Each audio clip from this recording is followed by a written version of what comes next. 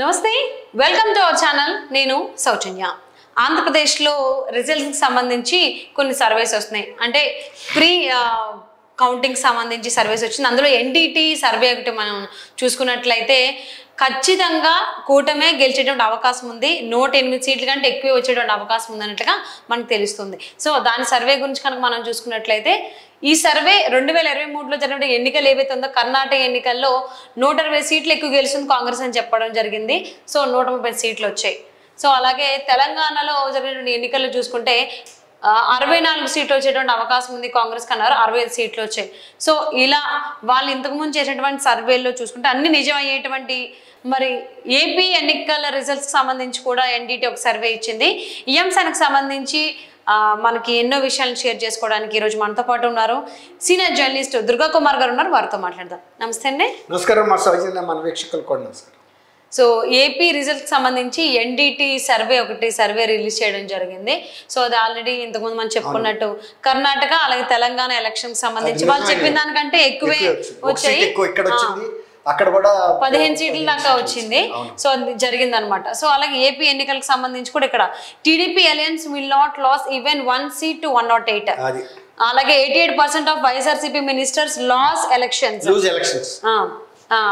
and in some constituencies where the TDP has not won for the past 15 to 20 years this time the TDP will win so అని వీళ్ళు ఖరాఖండిగా చెప్తూ వస్తున్నారు అలాగే in Pulivendula YS Jagan's majority will decrease compare to 2019 while in Kuppam Chandrababu's majority will increase compare to 2019 Pawan Kalyan and Lokesh will enter the assembly with a significant majority for the first time our sample size for that estimate is 1,89,568 so ఈ విధంగా తను చెప్పుకుంటూ వచ్చారు NDT survey వాళ్ళు so ఇక్కడ ఈ post poles అనేది కనుక మనం చూసుకున్నట్లయితే ఆంధ్రప్రదేశ్ సంబంధించి టీడీపీ అలయన్స్ ఇక్కడ మనం చూసుకున్నట్లయితే 49.2% ఉంది అలాగే వైఎస్ఆర్సీపీ 41.9% గా ఉన్నట్టుగా మనం చూడొచ్చు అలాగే కాంగ్రెస్ 3.8% అలాగే అదర్స్ 5% గా ఉంది సో అలాగే ఓవరాల్ అంటే ఉమ్మడి జిల్లాల్లో కనుక మనం చూసుకున్నట్లయితే సో ఇక్కడ శ్రీకాకుళం డిస్ట్రిక్ట్ ఉంది సో దీనికంటే ముందు ఇక్కడ ఏదైతే పోస్ట్ పోల్స్ ఉందో దీని గురించి మీరు ఏమంటారు టీడీపీ అలయన్స్ ఏమో 49.2% గా ఉంది ఇప్పుడు గతంలో అనేక సర్వేలు చేసినంత కూడా దాదాపు ఇదే పరిస్థితిగా వచ్చింది కాబట్టి దీని విశ్వసనీయతని మనం అంత ప్రశ్నార్థకంగా చూడాల్సిన అవసరం లేదు దాదాపు కార్యక్షేత్రంలో కూడా ఇంతే ఉంది ఆల్మోస్ట్ 50% క్లోజ్ టు 50% వీళ్ళు క్లోజ్ టు 42% ఉన్నారు కరెక్ట్ ఇది ఫీల్డ్ లో ఇతర సర్వే సంస్థలు చేసినవి కూడా ఇంచుమించుగా 1-2% అటు ఇటుగా అంతే వచ్చినాయి తర్వాత కాంగ్రెస్ కి వచ్చేటప్పటికి బిలో 4 అని చెప్తున్నారు ఇక్కడ కూడా 3.8 వచ్చింది తర్వాత అదర్స్ వచ్చేటప్పటికి ఒక 5% కాబట్టి ఇదేమి అసాధారణంగా ఏం లేదు ఈ ఫలితాలు పర్సంటేజ్ ఆఫ్ షేరు ఎవరికి ఎంత భాగస్వామ్యం వస్తుంది అనేది 50% దాకా తెలుగుదేశంకి ఈజీగా వస్తుంది కార్యక్షేత్రంలో మనకి అంతకుముందు రిపోర్ట్స్ కూడా మనకి అదే వచ్చింది ఓకే సో డిస్ట్రిక్ట్స్ వైజ్ అంటే ఉమ్మడి జిల్లాల ప్రకారం కూడా ఎవరెవరు అంటే ఏ నియోజకవర్గాల్లో ఏ పార్టీ గెలిచేటువంటి అవకాశం ఉందన్నట్టుగా కూడా మనకి ఎన్డీటీ సర్వే ఇచ్చింది సో అది చూసుకున్నట్లయితే శ్రీకాకుళం డిస్ట్రిక్ట్ లో చూసుకున్నట్లయితే ఓవరాల్ గా ఆల్మోస్ట్ టీడీపీయే కనిపిస్తుంది మారు క్లియర్ గా గెలవగలిగే పరిస్థితి ఉంది ఒకసారి కీన్ కంటెస్ట్ ఉంది 2 సార్లు వైఎస్ఆర్సీపీ కాబట్టి అక్కడ ఎడ్జి టీడీపీకి ఒకవేళ కంటెస్ట్ లో కూడా ఇది పోయింది అనుకున్నా కూడా వాళ్ళకి 3 అవుతాయి తప్ప వీళ్ళకి 6 టీడీపీకి కనపడుతున్నాయి 8 దాకా వచ్చేటువంటి 2 కీన్ కంటెస్ట్ చెరొకటి వేసుకున్నా కూడా వీళ్ళకి ఒక 7 వస్తాయి వాళ్ళకి ఒక 3 వస్తాయి అంతే సో అలాగే విజయనగరం డిస్ట్రిక్ట్ కనుక చూసుకున్నట్లయితే ఇక్కడ కూడా 50-50నే ఉంది వైఎస్ఆర్సీపీ సగం అయితే టీడీపీకి సగం ఉన్నట్టుగా మనం అనుకోవచ్చు ఎందుకంటే ఇక్కడ కీన్ కంటెస్ట్ కాబట్టి 3 ఉన్నాయి ఇక్కడ క్లియర్ గా 3 గెలుస్తుంది 2 ఇక్కడ క్లియర్ గా గెలుస్తుంది 3 కాదు 4 గెలుస్తుందమ్మా 3 కీన్ కంటెస్ట్లు ఉన్నాయి ఇక్కడ వైఎస్ఆర్సీపీ ఒకటి ఉంది గజపతి నగరం కూడా ఓకే కీన్ కంటెస్ట్ లో 2 వీళ్ళకి వచ్చినాయి అనుకున్నా కూడా టీడీపీకి 2 + 2 4 అవుతాయి వీళ్ళకి ఒకటి వచ్చింది అనుకున్నా కూడా 6 అవుతాయి సో అలాగే విశాఖపట్నం డిస్ట్రిక్ట్ కనుక చూసుకున్నట్లయితే విశాఖపట్నం నార్త్ కీన్ ఉంది విశాఖపట్నం వెస్ట్ టీడీపీ సో మిగిలిన జిల్లాలు చూసుకున్నట్లయితే 4+7 క్లియర్ గా టీడీపీ ఎడ్జ్ ఉందమ్మా 3 జనసేన ఉంది అంటే 7+3 10 జనసేన వచ్చేసి 2 సార్లు గెలుస్తుంది 3 చోట్ల జనసేన జనసేన 3 అది 10 అవుతుంది. వైఎస్ఆర్సీపీ 3 సార్లు గెలుస్తుంది. సో ఓవరాల్ గా స్థానాలు టీడీపీ జనసేన కాంబినేషన్ కాబట్టి జనసేన కూడా ఇక్కడ ఉంది కాబట్టి సో ఓవరాల్ గా కూటమి అనుకోవచ్చు. కూటమే ఆధిక్యతలో, క్లియర్ ఆధిక్యతలో ఉంది. అవును. నెక్స్ట్ ఈస్ట్ గోదావరి డిస్ట్రిక్ట్ కనుక మనం చూసుకున్నట్లయితే ఇక్కడ కూడా ఏమంటారు? ఇక్కడ కూడా టీడీపీ వచ్చేసి 3, 4, 5, 6, 7 క్లియర్ గా గెలుస్తున్నది. ఇది ప్లస్ 2, 3, 7 + 3 10. ఇక్కడ కూడా 10 స్థానాలు వైఎస్ఆర్సీ దీనికి వస్తుంది, టీడీపీ కూటమికి వస్తుంది. వైఎస్ఆర్సీపీకి వచ్చేటప్పటికి ఒకసారి గెలవగలుగుతుంది 2 ప్లస్ కీన్ కంటెస్ట్ 2 ఉన్నాయి, 2 కీన్ ఉన్నాయి. సో ఇక్కడ ఓవరాల్ గా చూసుకుంటే కూటమికి ఎక్కువ ఉంది, జనసేన క్లియర్ ఎడ్జ్ ఉంది, 10 పైన ఉన్నాయి. సో మరి నెక్స్ట్ ఇక్కడ కూడా మా డిస్ట్రిక్ట్ దే. అవును, సో ఈస్ట్ గోదావరి కాబట్టి ఇంకా ఓవరాల్ గా ఏం చూసుకున్నా ఈస్ట్ గోదావరి కూటమి వచ్చేటువంటి ఈస్ట్ గోదావరి స్వీప్ అమ్మా. అవును. సో నెక్స్ట్ అలాగే వెస్ట్ గోదావరి ఇక్కడే అంటారు, స్వీప్ అనే అంటారా? ఇక్కడ కూడా స్వీప్. ఎప్పుడు గోదావరి డిస్ట్రిక్ట్స్ డిసైడింగ్ ఫ్యాక్టర్ గా ఉంటాయి. ఏ పార్టీకి అయినా కానీ ఒక క్లియర్ పార్టీకి ఇస్తే, ఏ పార్టీ అయినా సరే. ఇప్పుడు అలాగే కూటమి వైపు ఉన్నారు వీళ్ళు, వైఎస్ఆర్సీపీకి అగెనిస్ట్ గా ఉన్నారనేది క్లియర్ గా అర్థమవుతుంది. వాళ్ళు కూడా ఎక్కువ డౌట్ పడిపోయింది కూడా, 2 గోదావరి ఉమ్మడి జిల్లాలు కనుక మనకు వ్యతిరేకం వస్తున్నాయి కాబట్టి అది పవన్ కళ్యాణ్ ఇన్ఫ్లుయెన్స్ కూడా కొంత బాగా పనిచేసింది. కాబట్టి వాళ్ళ ఉద్దేశం ప్రకారం టీడీపీ కూటమికి క్లియర్ ఎడ్జ్ అయింది. ఎప్పుడు ఈ 2 జిల్లాలు అయితే డిసైడ్ అయినాయో ఇక చెప్పాల్సిన అవసరం లేదు. ఓకే. సో మరి అలాగైతే నెక్స్ట్ కృష్ణా డిస్ట్రిక్ట్ మనం చూసుకున్నట్లయితే తిరువూరు నుంచి ఇక్కడ గుడివాడ వరకు ఉంది. సో ఇక్కడ 2 వైఎస్ఆర్సీపీ వస్తుంది, Gannavaram TDP and Gudivada keen contest గా మనం ఇక్కడ చూసుకోవచ్చు. రిమైనింగ్ జిల్లాలు చూసుకుంటే సో ఇక్కడ కైగ్లూరు నుంచి ఇప్పుడు జగ్గయ్యపేట వరకు రిమైనింగ్ కాన్స్టిట్యుయెన్సీస్ ఎక్సెప్ట్ వైఎస్ఆర్సీపీ పామర్ తప్ప మిగిలిన బెల్ట్ అంతా కూటమి వాళ్ళే ఉన్నారు. మా జనసేన, బీజేపీ, వైఎస్ఆర్సీపీ ఒక జనసేన వచ్చేది ఇది పామర్ మాత్రం వైఎస్ఆర్సీపీ. ఇది మండల బుద్ధప్రసాద్ గారు. యాక్చువల్ గా అంతకుముందు ఆయన తెలుగుదేశం క్యాండిడేట్.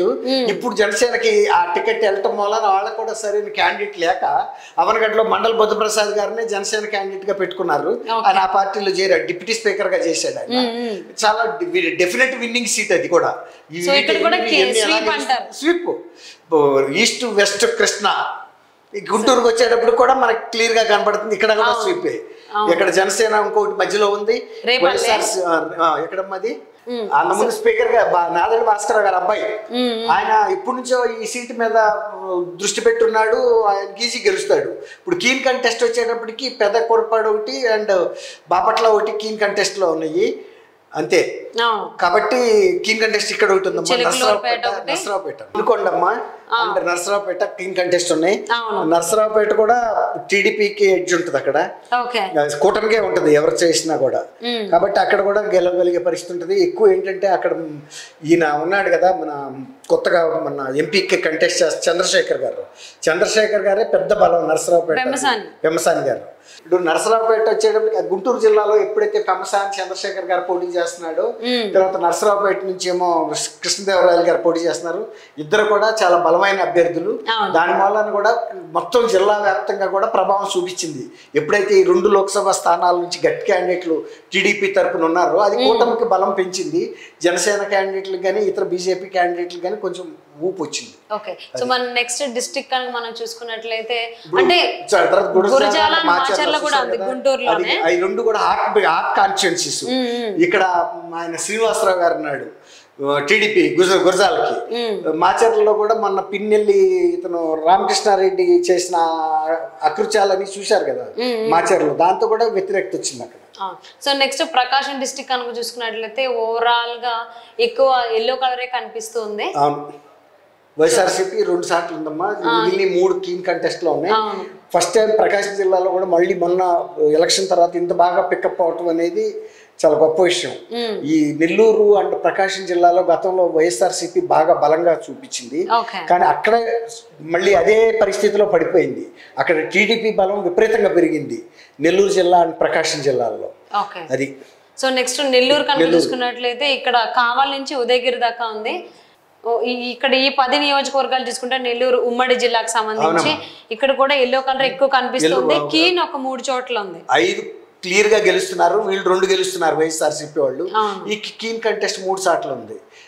దాంట్లో కూడా ఒక 2 సీట్స్ వీళ్ళకి పెరిగే అవకాశం ఉంది టీడీపీకి.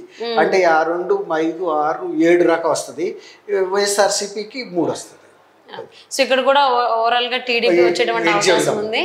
నెక్స్ట్ కడప డిస్ట్రిక్ట్ కనుక చూసుకున్నట్లయితే ఇక్కడ బ్లూ కలర్ కనిపిస్తుంది ఎక్కువ, అంటే వైఎస్ఆర్సీపీ. సో కీన్ కంటెస్టెంట్ అయితే 3 చోట్ల, టీడీపీ అయితే మైదుకూరు ఒకటే కనిపిస్తుంది. అక్కడ మొదటి నుంచి కూడా కడప జిల్లాలో వైఎస్ఆర్సీపీ ప్రభావం ఎక్కువ ఉంటుందనే తెలుసు. అట్లాగే క్లియర్ గా ఈ సర్వేలో కూడా అదే బయటపడింది. మైదుకూరులో మాత్రం క్లియర్ ఎడ్జ్తో గెలవబోతుందని చెప్పారు. కీన్ కంటెస్ట్ లో 1-2 సీట్స్ వస్తాయి. అది so Kurnool. So next Kurnool district చూసుకున్నట్లయితే ఇక్కడ కూడా ఆల్మోస్ట్ బ్లూ కలర్ ఏంటంటే వైఎస్ఆర్సీపీ వచ్చేటువంటి అవకాశం ఉంది. రాయలసీమ జిల్లాలో ఈ వైఎస్ఆర్సీపీ ప్రభావం ఉంటుంది. ఇప్పుడు టీడీపీ కూడా ఒక 3 సార్లు కంటెస్ట్ చేస్తుంది. ఏదైనా ఒక కీ కంటెస్ట్ లో కూడా గెలవగలుగుతుంది. 4 వస్తాయి. కానీ వైఎస్ఆర్సీపీకి వచ్చేటప్పటికి ఒక 5, 6, 7, 8, 9, 10 దాకా వస్తుంది. ఎడ్జి వాళ్ళకే ఉంటుంది. ఒక 4 వీళ్ళకి వస్తాయి. సో నెక్స్ట్ అనంతపురం డిస్ట్రిక్ట్ చూసుకున్నట్లయితే ఎల్లో కలర్ ఎక్కువ కనపడుతుంది. వైఎస్ఆర్సీపీ ఒక్కసారి మాత్రం కనపడుతుంది మడకసిరలో. మిగిలిన అన్ని కూడా keen contest Dharmavaram and Kadiri కూడా ఉంది. ఏదైనా సరే 50-50 వేసుకున్నా కూడా టీడీపీ కూటమికి ఎక్కువ ఉన్నాయి. అసలు కూటమి అభ్యర్థులు ఎవరు లేరు ఇక్కడ. జనసేన కానీ బీజేపీ లేదు. Direct TDP and YSRCP contestants ఇక్కడ direct. So next Chittoor district మనం చూసుకున్నట్లయితే ఎస్ సార్, చిత్తూరు చూసుకున్నట్లయితే ఇక్కడ టీడీపీకి 3, జనసేన 1 కనిపిస్తుంది.